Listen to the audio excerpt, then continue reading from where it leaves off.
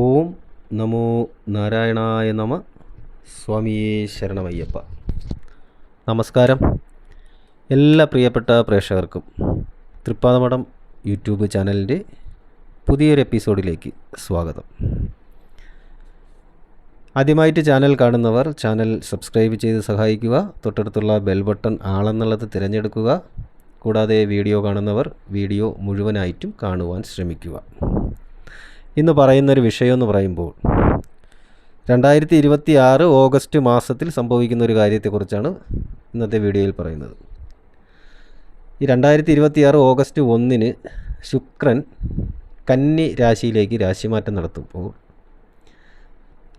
അന്നൊരു യോഗം സംഭവിക്കുകയാണ്. അതിന് നീചഭംഗ രാജയോഗം എന്നാണ് പറയുന്നത്. 2026 ഓഗസ്റ്റ് 1 ശുക്രൻ കന്നി രാശിയിലേക്ക് രാശിമാറ്റം നടത്തി വരുമ്പോൾ കന്നിരാശി എന്നത് ശുക്രന് നീചരാശിയാണ്. ആയതുകൊണ്ട് തന്നെ കന്നിരാശിയിൽ ശുക്രന് വളരെയധികം ബലം കുറവുമായിരിക്കും. ശുക്രന് മീനം രാശിയാണ് ഉച്ചരാശിയായിട്ട് വരുന്നത്, അവിടെ ബലം കൂടുതലുമായിരിക്കും. ആയതുകൊണ്ട് തന്നെ നീചരാശിയിൽ ശുക്രൻ നിൽക്കുമ്പോൾ ആ രാശിയുമായി ബന്ധപ്പെട്ട നക്ഷത്ര ജാതകർക്ക് ഗുണഫലങ്ങൾ വളരെ കുറവായിരിക്കും ലഭിക്കുന്നത്. ഈ ഒരു സമയം ഏതൊരു വ്യക്തിയായാലും ഉയർച്ചയിൽ കഴിയുന്നതെങ്കിലും അല്ലെങ്കിൽ നല്ല രീതിയിൽ പൊയ്ക്കൊണ്ടിരിക്കുന്ന നീച ഗ്രഹ സാന്നിധ്യത്തിൽ ചില പ്രശ്നങ്ങൾ അല്ലെങ്കിൽ ചില താഴ്ചകൾ സംഭവിക്കുവാനുള്ള സാധ്യതയുണ്ട്. എന്നാൽ ഇവിടെ ശുക്രന് നീചഭംഗം വരികയാണ്. അതാണ് ഏറ്റവും പ്രധാനപ്പെട്ട കാര്യം. ഈ നീചരാശിയിൽ വരുന്ന ശുക്രന് ഭംഗം വരികയാണ്, നീചഭംഗം. അതുകൊണ്ടാണ് നീചഭംഗ രാജയോഗം സംഭവിക്കുന്നത്. അതായത് പറഞ്ഞു വരുമ്പോൾ ഒരു ഗ്രഹം നീചനായാൽ ആ രാശിയുടെ നാഥൻ ലഗ്നാലോ ചന്ദ്രാലോ കേന്ദ്രഭാവത്തിൽ വരുമ്പോൾ രാജയോഗം സംഭവിക്കുമെന്നുള്ളതാണ്. ശരിക്കും പറയുമ്പോൾ ശുക്രൻ്റെ ഈ രാശിമാറ്റത്തിൽ നീചഭംഗ രാജയോഗം എന്ന് പറയുന്നത് മഹാഭാഗ്യം വരുന്നു എന്ന് കരുതിയാൽ മതി.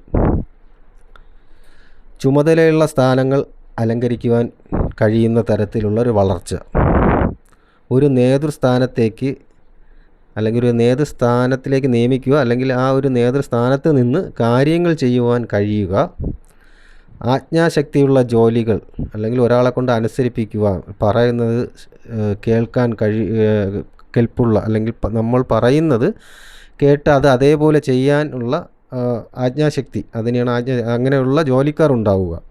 അംഗീകാരങ്ങൾ, സ്ഥാനമാനങ്ങൾ, സമ്പത്ത് എന്നിവ വന്നു ചേരുന്നതാണ് ഈ ഒരു രാജയോഗ നീചഭംഗ രാജയോഗം വഴി ലഭിക്കുന്നത്.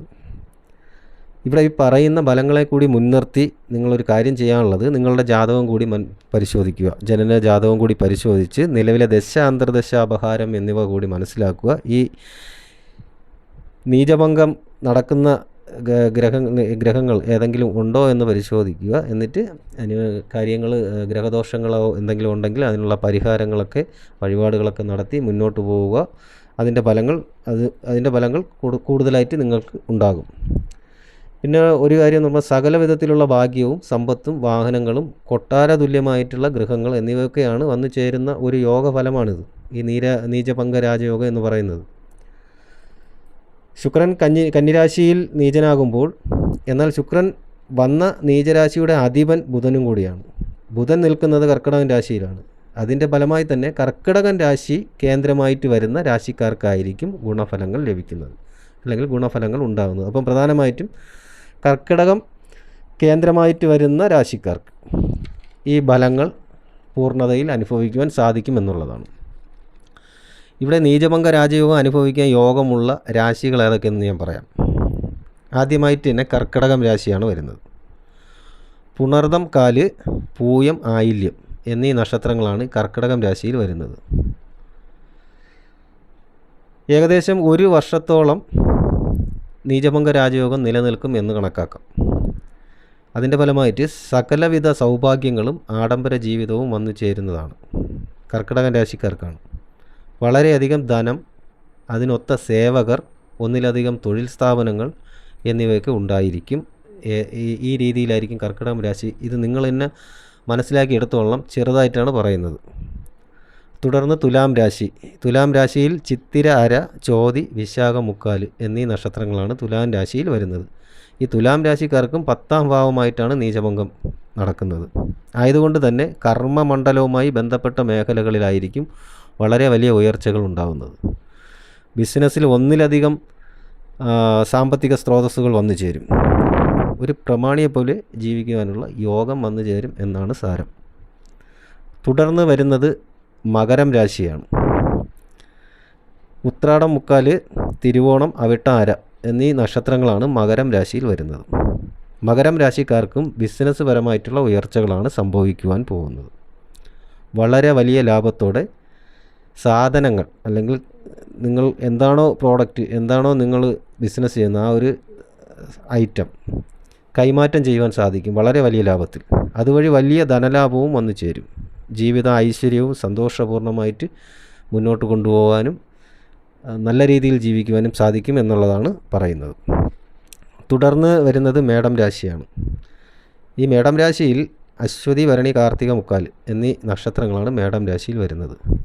മേടം രാശിക്കാർക്ക് 4-ാം ഭാവത്തിലാണ് നീചഭംഗം നടക്കുന്നത്. അതുകൊണ്ട് തന്നെ സുഖകരമായിട്ടുള്ള ഒരു ജീവിതമായിരിക്കും വന്നു ചേരുന്നത്. ആഹാരം, വസ്ത്രം, പാർപ്പിടം, വാഹനം എന്നിങ്ങനെ എല്ലാ കാര്യത്തിലും തടസ്സങ്ങളില്ലാതെ സുഖകരമായിട്ട് മുന്നോട്ട് പോകുവാൻ സാധിക്കുന്ന ഒരു സമയമാണ്. ആഗ്രഹ സാഫല്യം ഉണ്ടാകും. ദാമ്പത്യ സുഖം, കുടുംബസുഖം, ഭോഗസുഖം എന്നിവയൊക്കെ വന്നു ചേരുന്ന ഒരു സമയം കൂടിയാണ്. അപ്പോൾ ഈ രീതിയിലാണ് ഈ പറഞ്ഞ 4 രാശിക്കാർക്കാണ് 2026 ഓഗസ്റ്റ് മുതൽ നീചഭംഗ രാജയോഗം സംഭവിക്കുന്നത്. ഏകദേശം 1 വർഷത്തോളം കാലം ഈ ഫലങ്ങൾ നിലനിൽക്കും. ഈ ഒരു സമയം നവഗ്രഹ പൂജയും ശുക്രപ്രീതിയും വരുത്തുക, ദുർഗാദേവിയെ പ്രാർത്ഥിക്കുക എന്നുള്ളതാണ് അതിനുള്ള പരിഹാരാർത്ഥം പറയാനുള്ളത്. ഈ വീഡിയോ നിങ്ങൾക്ക് ഉപയോഗപ്രദമാണെന്ന് തോന്നിയാൽ വീഡിയോ മറ്റുള്ളവർക്ക് കൂടി ഷെയർ ചെയ്ത് കൊടുക്കുക, വീഡിയോ ലൈക്ക് ചെയ്യുക. കൂടാതെ നിങ്ങളുടെ വിലയേറിയ അഭിപ്രായങ്ങളും നിർദ്ദേശങ്ങളും കമൻ്റായിട്ട് രേഖപ്പെടുത്തുക. എല്ലാ നല്ലവരായ പ്രേക്ഷകർക്കും ജഗദീശ്വരൻ നല്ലത് മാത്രം വരുത്തട്ടെ എന്ന് പ്രാർത്ഥിക്കുന്നു. ശുഭദിനം നേരുന്നു. നന്ദി, നമസ്കാരം.